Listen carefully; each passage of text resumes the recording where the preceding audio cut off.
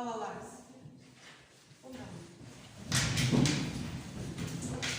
Балалар, бүгінгі сабаққа көңіл күйлері қалай?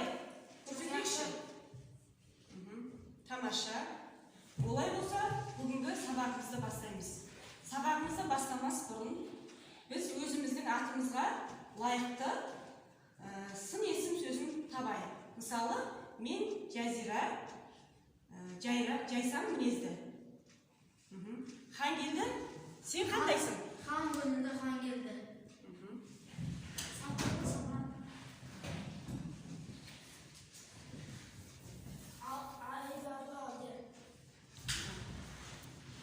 Ержүрек, Ерасыл. Жақсы. Әдепті әділет. Тамаша. Ақылды айқын. Жайдарды жұмсай. Қайратты қияс. Қайратты қияс екен. Ажарлы айнасы. Ажарлы айнасы екен, иә? Жақсы, тамаша. Кімге? Бүгінгі жаңа сабағымыздың тақырыбы балалар. Керқұла атты Кендебай ертегісі. Мен сіздерге өткен сабақта Керқұла атты Кендебай ертегісінің толық нұсқасын оқып беруді тапсырған болатынмын және сілтемесін жібергенмін. Сонымен қатар зат есімдер негізгі және туынды зат есімдердің ережесімен танысып беруді тапсырған болатынбыз.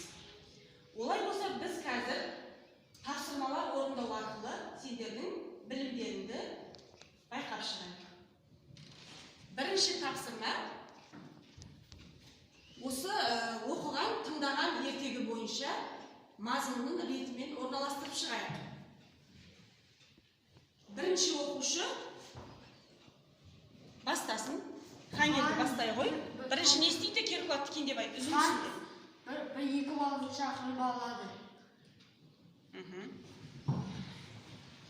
Бүгін қара бие құлындайды, соны үйден күзетесіңдер дейді.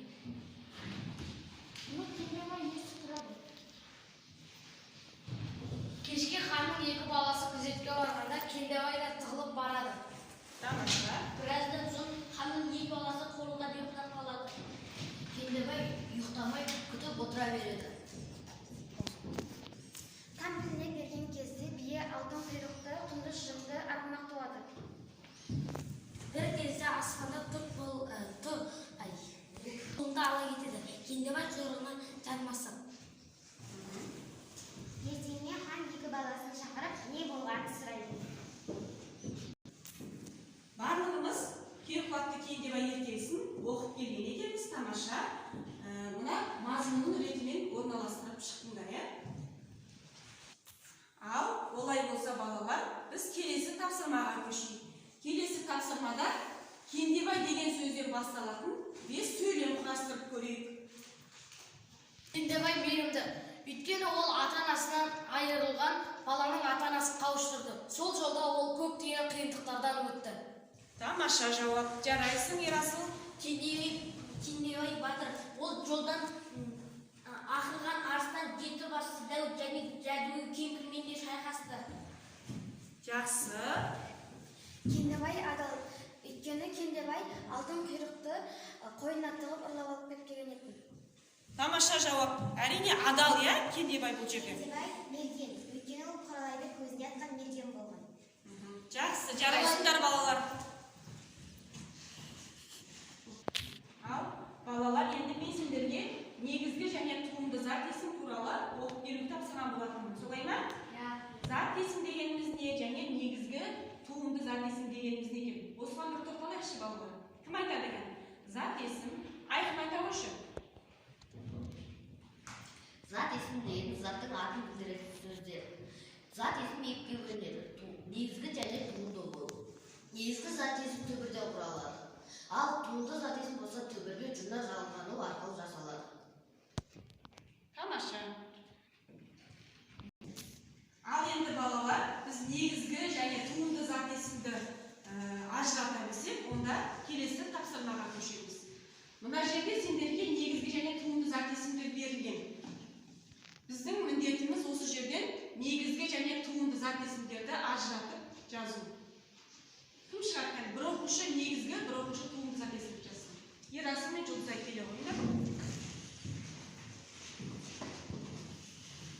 Жазамыз. Қайсысын жазасың? Негізгі зат. Негізгі зат есім, Жұлдызай туынды зат есім. Әдемі кесіп жазамыз.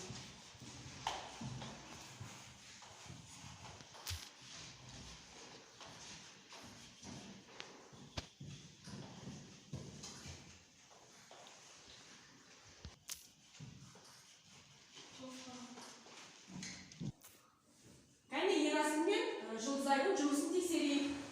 Ерасыл, сен не жаздың? Мен негізгі зат есімді жаздым. Негізгі зат есімге ән, сыз, бала, оқу, ас жатады. Не себепті? Бұл өйткені түбір арқылы жасалған.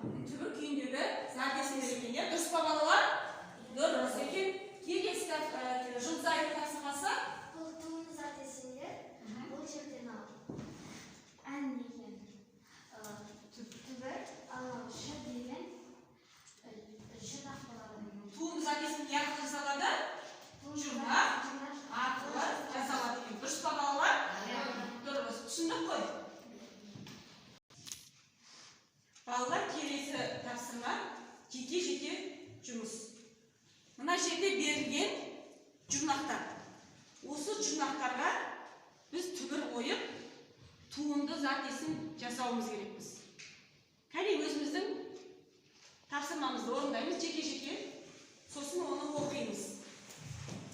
Ал балалар дайын болсақ құтты. Ал балалар жұмысымыз дайын болса, онда әр қайсымыз бір-бір сөзден оқып шығайық.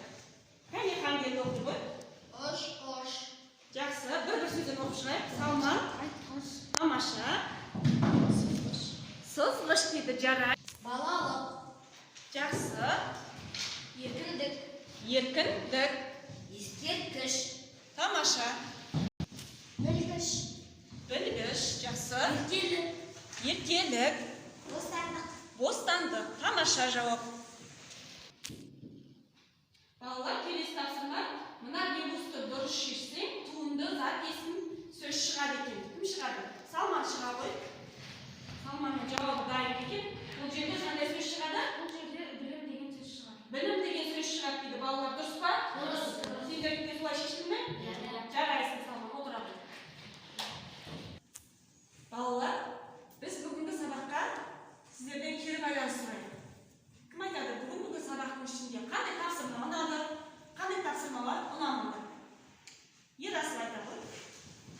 Маған бүгінгі сабақ өте қатты ұнады. Бүгінгі сабақта маған ұнаған тапсырмалар негізгі зат есім және туынды зат есімді табу және де ребусты шешу. Маған осы тапсырмалар өте қатты ұнады. Бүгінгі сабақта маған ұнаған тапсырмалар Кендебайға мінездеме беру.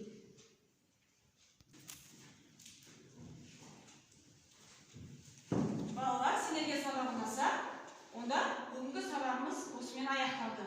Үйге ертөсті ертегісінің толық нұсқасын